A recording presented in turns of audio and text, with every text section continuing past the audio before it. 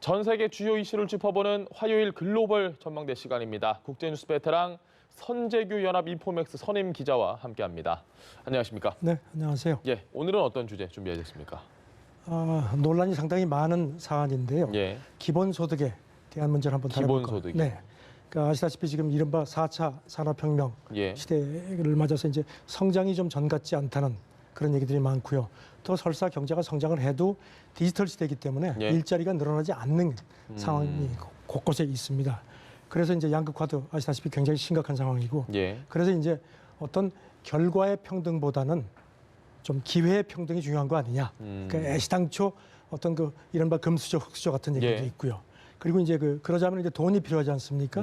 그 돈을 어떻게 마련하느냐. 이제 그게 관건인데, 뭐 이를테면 공기라든가, 뭐 천연자원이라든가, 뭐 토지, 물론 이건 논란이 많습니다. 예. 그게 어차피 사람은 그걸 잠깐 가지고 있다 가는 것뿐이다. 어떤 공유제라는 겁니다. 예. 그러니까 그런 것을 좀 활용해서 재원도 할 수 있다는 얘기가 있고요. 뭐 예전에 보면은 그런 말이 있죠. 가난은 나라님도 구제를 못한다 예. 하는데 지금 얘기는 그게 아니라는 겁니다. 나라님이 구제를 해야만 한다는 겁니다. 그래서 어떤 구조적 차원의 변화가 필요하고, 그런데 한국노동연구원이 그 노동소득 분배율이라는 걸 발표를 했는데요. 예. 이게 뭔가 하면 이제 국민소득에서 그 일하고 받는 대가의 비율인데, 예. 경제협력개발기구 OECD 회원국 20개국 가운데 우리가 그 하락폭이 제일 컸다는 겁니다. 그만큼 양극화가 심각하다는 얘기입니다. 알겠습니다. 지금 뭐 이 소득과 관련된 문제는 이미 뭐 전 세계 문제로 떠올랐는데 각국에서 지금 해결책 찾기가 한창이라고 합니다. 이 자세한 내용 박가영 앵커가 전해드리도록 하겠습니다. 네, 가난에서 벗어나는 법, 모든 국가가 안고 있는 숙제 중에 하나죠. 선재규 기자가 언급한 대로 우리나라 국민소득 가운데 일을 하고 받는 대가가 차지하는 비중을 노동소득 분배율이라고 하는데요. 이 수치가 20년 만에 이렇게 10%포인트 가까이 하락을 했습니다. 경제협력개발기구 OECD 20개국 중 하락폭이 가장 컸는데요. 이 때문에 국민 모두에게 아무 조건 없이 일정 금액을 지급하는 기본소득에 대한 관심이 갈수록 높아지고 있습니다. 이미 세계 각국에서 기본소득제를 도입하거나 검토 중인 곳이 많은데요. 실제로 미국 알래스카주 오래전인 1982년부터 도입을 했습니다. 또 핀란드와 캐나다, 네덜란드 등을 비롯해서 아프리카 나미비아에서도 기본소득제를 도입하는 실험이 진행이 됐습니다. 하지만 반대 여론도 만만치 않습니다. 지난 2016년 스위스가 기본소득제 도입을 위한 국민투표를 실시했지만 결국 부결됐는데요. 이처럼 기본소득제를 둘러싼 지구촌의 찬반 의견이 엇갈리면서 진정한 복지에 대한 논쟁 앞으로도 계속될 전망입니다. 네, 제가 지금 굉장히 집중해서 들었는데 그럼에도 불구하고 이 기본소득제라는 개념이 쉽게 잡히지 않습니다. 성 기자께서 다시 한번 좀 설명해 주실 수 있을까요? 그러니까 이제 실업수당하고는 개념이 다른 겁니다. 예. 실업수당 같은 경우는 이제 실업자한테 그러니까 이제 일자리를 이제 구하지 못하고 있는 동안에 나라가 이제 지원을 해주는 건데, 이 예. 기본수당은 그런 차별이 없습니다. 이제 기본적으로 뭐 구성원에 대해서 일정액을 아무 조건 없이, 그러니까 부자건 가난한 사람이건 똑같은 액수를 받는 겁니다. 물론 기본 약간의 차이가 있습니다만, 예. 이제 그런 것이 이제 기본소득의 어떤 개념입니다. 그러니까 여기 대해서 아까 그 박가영 앵커가 말씀하신 것처럼 이걸 받으면 일 안 할 거 아니냐. 그러니까요. 그런 그러니까 우려가 있네요. 우려들도 있는데, 또 여기 대해서 뭐 찬반 논란이 많은데, 뭐 대부분의 실험을 해보니까 기본소득을 받는다고 해서 일을 안 하고 뭐 집에서 드러누기만 하는 거는 아닌 걸로 그런 그 사례도 많이 있습니다. 제가 알기로 이 기본소득제를 지금 도입한 지 가장 오래된 곳이 알래스카라고 알고 있습니다. 이곳의 상황을 좀 보면 저희가 그렇죠. 미래를 알 수 있겠네요. 1982년부터 실시를 했고요. 예. 이제 영구 배당 기금이라는 그 명목입니다. 알래스카에서 1년 이상 이제 거주를 하고 앞으로도 계속 살겠다고 하는 모든 사람한테 예. 주는 겁니다.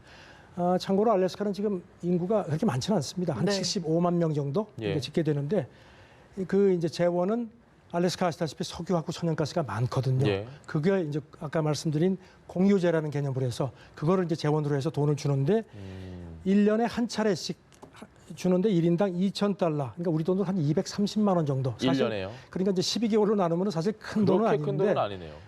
조사를 해보니까 연구 배당 기본을 받은 사람의 한 80%가 그래도 인생에 상당한 도움이 좀 위안이 되더라 이런 표현을 했습니다. 네, 저라도 그렇게 답할 것 같다는 생각이 듭니다. 그렇죠. 위안이 된다. 네. 네. 그리고 제가 시범 실시하는 국가들을 이야기를 했는데 그중에 핀란드가 복지 강국이다 보니까 좀 네. 어떻게 실시가 되고 있는지 궁금하거든요. 핀란드 같은 경우는 뭐 복지가 워낙 잘 돼 있는 나라 중에 하나이죠. 물론 네. 최근에 이제 그 복지 예산에 문제가 있기는 하지만, 그러니까 2015년에 중도 우파 정부가 이제 들었었고 그때부터 이게 공론화가 되기 시작했습니다. 네. 그래서 작년에 한번 실험을 해보자. 그래가지고 이제 실험을 했는데 이제 올해 말까지 실험을 하는 걸로 그렇게 이제 발표가 났습니다. 지금 아까 말씀드린 것처럼 실업자를 무작위로 2,000명을 선정을 했습니다. 네. 그래서 이 사람들한테 한 달에 560유로, 그러니까 한 73만 원 정도를 줍니다. 한 달에 한 73만 달에요? 원이요. 네, 그러니까 이거는 좀 액수가 작은 건 아닙니다. 예. 그리고 아까 말씀드린 것처럼 실업수당하고는 달라서 어떤 그 다시 일자리를 갖게 돼도 이게 끊기질 않습니다. 계속 주는 거네요. 건가요? 그렇습니다. 그 대상자한테. 그리고 이제 또 한 가지, 대개 이제 복지수당 같은 게 있으면 아시다시피 크린카드 못 쓰는 데가 있죠. 예. 뭐 술을 마신다거나 담배를 피우거나. 몇 시 이런 이후는 또 안 예, 되고. 그런데 이거는 술 마셔도 관계없다. 당신 마음대로 써라. 물론 이제 실험이니까. 그렇게 해서 이제 하는데, 이제 핀란드 정부의 목적은 아까 말씀드린 것처럼 노동시장 자체가 변하기 때문에 노동시장의 변화에 근본적으로 좀 대처를 하기 위한 그런 방안을 찾겠다는 겁니다. 이 지금 남녀노소 누구 할 거 없이 일단 다 받을 수 있는 거죠. 일정 연령 이상이거나 뭐 그런 그렇죠. 아까 상황이면 말씀드린 그 모두가 대상자 다. 2,000명. 2,000명. 예, 2,000명에 대해서 지금 일단은 실험을 시험 하고 있는 겁니다. 그런데 그 알래스카 같은 경우는 좀 잘 되는 것 같은데 핀란드는 올해 연말을 끝으로 이걸 중단한다고 들었습니다. 그러면 이건 하면 안 되겠다라는 판단이 선 건가요? 정부에서? 그러니까 이제 그런 보도들이 이제 조금 좀 이제 보수 언론 쪽에서 많이 나왔고 하니까 이제 핀란드 정부가 여기 대해서 그렇지 않다. 예. 우리가 일단 실험을 2년간 하는 거다. 그러면서 현재 어떤 결과가 나올지는 아무도 모른다. 속단하지 말자. 그리고 적어도 다른 나라들은 어떡할까 하고 고민만 하는데 우리는 당당하게 나서서 시험하는 거다. 그리고 이걸 통해서 얻어지는 데이터를 가지고선 정확하게 우리가 앞으로의 대책을 세우는데 참고를 할 거다. 그러면서 2020년쯤 돼야지만 예. 이게 과연 이 실험이 성공했는지 판단할 수 있을 테니까 너무 속단하지 마라. 이렇게 얘기를 했습니다. 그런데 아까 그 박 앵커가 말씀하신 것처럼 예. 물론 뭐 그 부정적인 여론도 많습니다. 스위스 같은 경우는 이제 큰 국가 사안을 이제 국민투표로 결정을 하는 나라인데 예. 그 2016년에 국민투표에 붙였는데 부결됐습니다. 예. 반대가 훨씬 많더라고요. 그때 이제는 그 조건이 성년한테 월 2,500 스위스 프랑, 우리 돈으로 한 290만 원 정도, 그러니까 굉장히 큰 액수를 주는 거였습니다. 예. 이거를 국민투표를 했는데 반대가 77%. 예상대로 세금 부담이 너무 많은 거 아니냐. 그리고 그러니까요. 이렇게 많은 돈을 주면 누가 일하겠느냐. 이런 그 부정적인 여론 때문에 일단 부결이 됐습니다. 다시 한번 제가 좀 근본적인 궁금증이 생깁니다. 이렇게 돈을 모두에게 다 주기 위해서는 그 소액이라도 네. 중산층 이상 되는 국민들이 상당히 많은 세금을 더 부담을 해야 되는 거잖아요. 그렇죠. 그럼에도 불구하고 왜 이렇게 하는가라는 아주 궁금증이 생기네요. 근본적인. 그러니까 이제 디지털 시대를 맞아서 예. 아까 말씀드린 것처럼 이제 일자리가 이제 경제가 발전을 하죠. 예. 그리고 지금 뭐 아마존, 뭐 애플, 뭐 그다음에 알리바바 이런 것들이 막 해가지고 뭐 그 매출이라는 게 상상을 초월할 정도로 나타나죠. 그게 소위 이제 한 사람이 그걸 다 갖는 집중되죠. 겁니다. 물론 그 중에서 상당수의 사람들은 이제 그걸 자선도 하고 하지만 지금 뭐 그렇지 않은 경우도 많으니까요. 그래서 어떤 이런 회사가 소득 기업이 불평등이 돈을 너무- 번다는 거는 예.